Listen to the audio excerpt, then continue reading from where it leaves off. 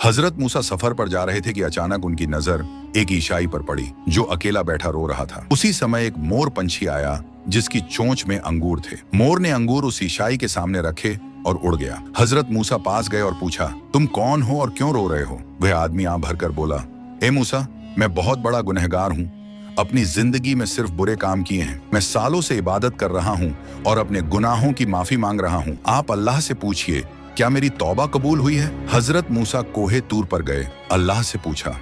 अल्लाह ताला ने फरमाया, ए मूसा, ये बंदा अपनी तौबा भी अपने मतलब से करता है।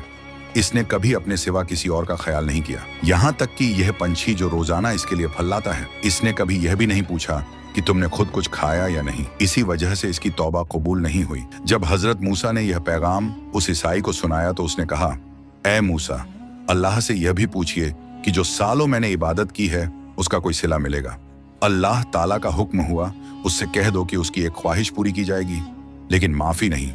हजरत मूसा ने यह बात उस ईसाई आदमी को बताई। वह कुछ देर सोच में रहा, फिर बोला, ए मूसा, अपने रब से कहो कि मुझे इतना बड़ा कर दे कि जब मैं जहन्नुम में जाऊं तो किसी और के लिए वहां जगह ना बचे।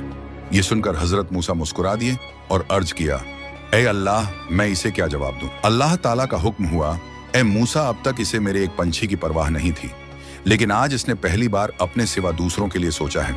इसे कहो कि मैंने इसके तमाम गुनाह माफ कर दिए हैं। दोस्तों, कमेंट में बताओ कि मेरे रब बड़ा मेहरबान कोई है